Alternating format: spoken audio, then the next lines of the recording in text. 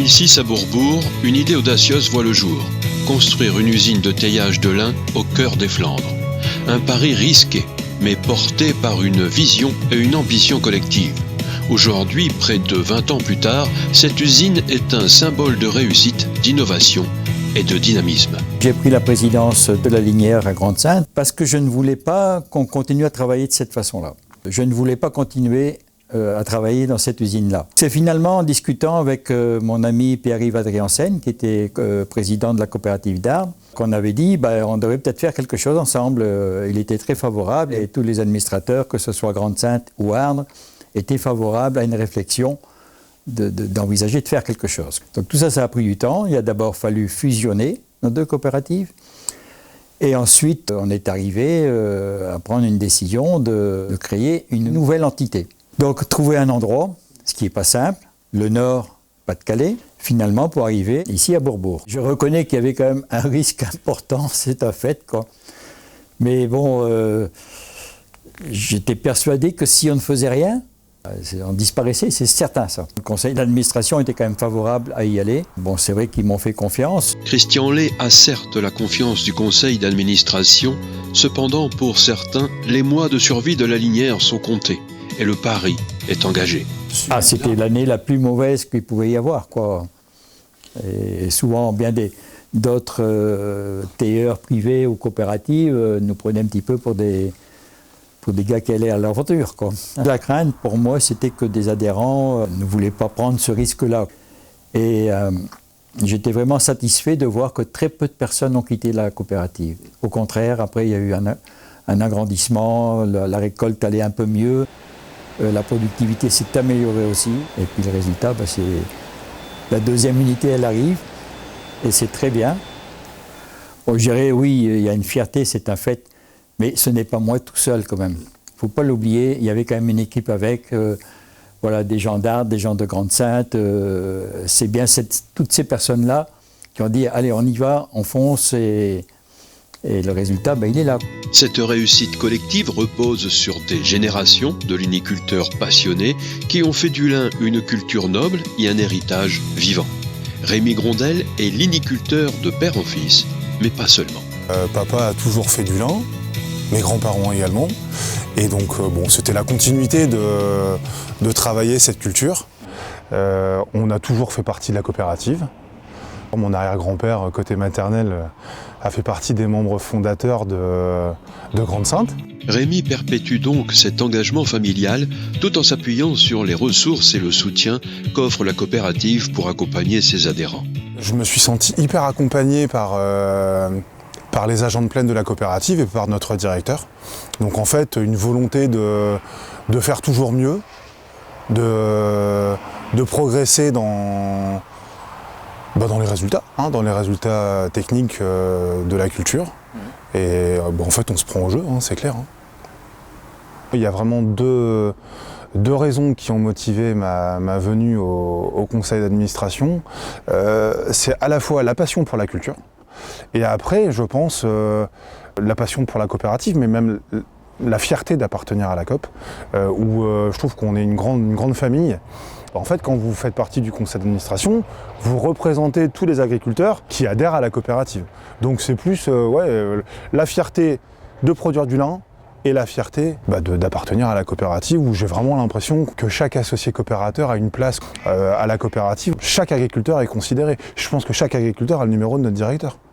Et ça, c'est top, quoi. Enfin, moi, je trouve qu'on a un super outil qui fait qu'on a une coopérative qui tourne vachement bien. Moi, je suis très fier d'appartenir à la COP, ça c'est sûr. Ouais. Adeline Delattre incarne cette nouvelle génération de liniculteurs alliant héritage familial et passion pour le lin. J'ai simplement continué la culture du lin qui était présente sur la ferme depuis peut-être plus de 70 ans. Et en fait, cette culture, elle m'a vraiment prise de passion. Et donc c'est avec plaisir que je suis dans la filière lin aujourd'hui. Je suis à la coopérative également, c'est dans la continuité de l'histoire de la ferme.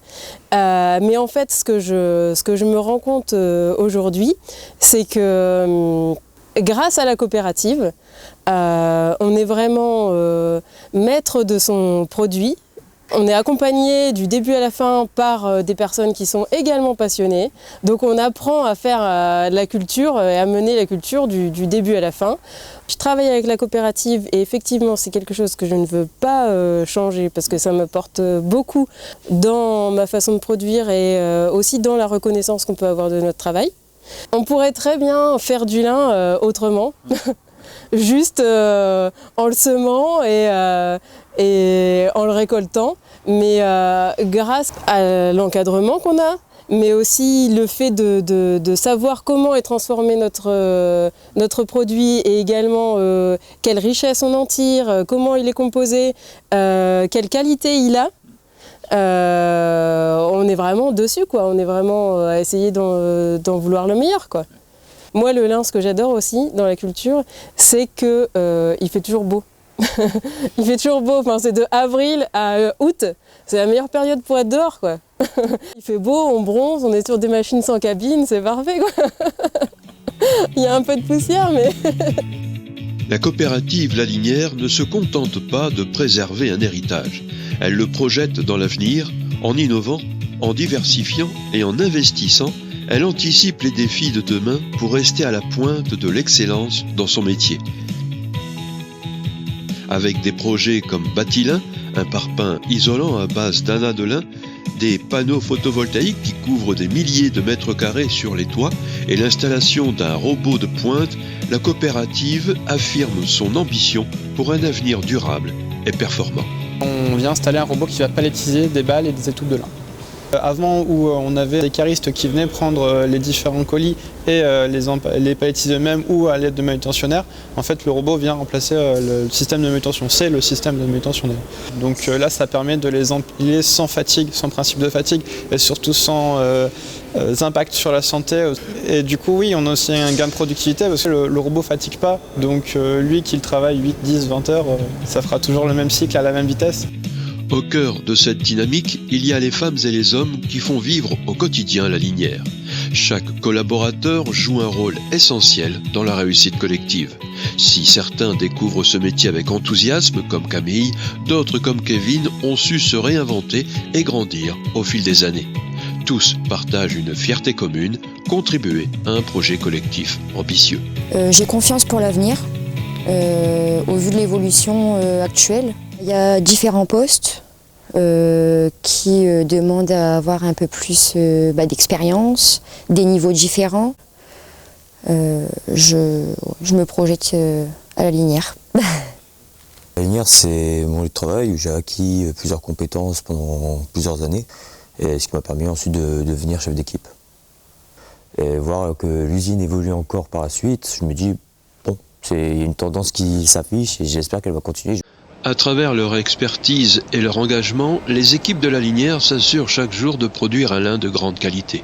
C'est une exigence essentielle pour satisfaire des clients internationaux comme ce partenaire venu d'Inde qui accorde une attention particulière à la sélection des lins qu'il utilisera. Nous voulons rendre nos clients contents du fil que nous produisons, des tissus et des vêtements qu'ils vont porter. Donc c'est ma deuxième visite ici. J'ai été très satisfait par la qualité à la fois de la fibre et de la production que l'on a trouvée ici. Donc je suis sûr qu'on va continuer comme cela à l'avenir et c'est pour ça qu'on a choisi de faire ce partenariat avec La Linière à Bordeaux. Nous sommes à la recherche de fibres de lin la plus qualitative possible, certifiée European Flax. Ce qui est important pour nous, c'est l'homogénéité en termes de couleur, la force et la longueur. Jayashri Textile est une entreprise indienne de filature et de fabrication de tissus en lin. Fondée en 1949, elle est l'un des principaux fabricants de lin en Inde. Jayashri Textile commercialise ses produits dans plus de 50 pays à travers 6 continents. Elle a également révolutionné le marché indien du textile en popularisant le lin à travers sa marque Linen Club. Pour nous, c'est très important de pouvoir compter sur l'extension de La Linière, car nous sommes nous-mêmes en train d'investir dans l'extension de nos lignes de production et nous souhaitons travailler avec des partenaires qui puissent nous accompagner dans la hausse de nos besoins et des volumes de production pour l'avenir. Et donc je suis sûr qu'avec l'extension de l'usine, nous allons continuer à bénéficier de volumes importants de la linière et de la fibre extraordinaire qui est produite. Grâce à des années de travail collectif, le lin de la linière est reconnu dans le monde entier, en Inde et en Chine. Samuel Adriensen, président du conseil, évoque cet héritage et ses souhaits pour qu'il perdure. On a réussi par le biais d'un travail collectif avec les adhérents, les producteurs, des plus jeunes qui sont intégrés ensuite dans l'évolution des surfaces. On a augmenté la surface. Les équipes ici au sein de la coopérative, tout le monde a travaillé d'arrache-pied ensemble pour monter un outil dont on essaye de garder la maîtrise et d'avoir une gestion tout à fait sereine, quoi. Je pense que de toute façon, si on en est là, c'est qu'on a gardé cet esprit-là, que ce qu'on nous a montré, ce que par le passé les anciens présidents, tous les gens qui travaillaient autour de la coopérative nous ont montré la voie à suivre. On s'en est pas écarté, on l'a modifié parce qu'on s'est un peu adapté à la situation. On essaye d'être vraiment acteur de l'outil qu'on a. Le schéma ici c'est toujours le même, c'est la recette adhérent, et la recette d'adhérent elle passe aussi par une bonne maîtrise de l'outil qu'est l'usine en elle-même. Mais tout ça je dirais que c'est devenu naturellement de ce qui nous a été transmis par les anciens, quoi, voilà. Je pense qu'il faut continuer à faire confiance à la coopérative et aux gens qui s'en occupent, les administrateurs, l'équipe de secrétaires, Bertrand, le directeur. Il faut continuer ce qu'on a fait dans le collectif. C'était devenu pour nous une évidence que 3 lignes de teillage, c'était bien trop peu au vu de notre développement. On est en train de mettre 2 lignes, on va mettre T4 et T5 en route. Alors on est dans la continuité, dans un développement tout à fait comme une entreprise, où il y a un certain dynamisme, voilà. Et j'espère que ces deux lignes-là, comme ont été les 2 premières lignes, vont recréer une émulation pour poursuivre notre chemin. La linière de Bourbourg allie héritage et innovation pour faire rayonner la passion du lin à l'échelle mondiale.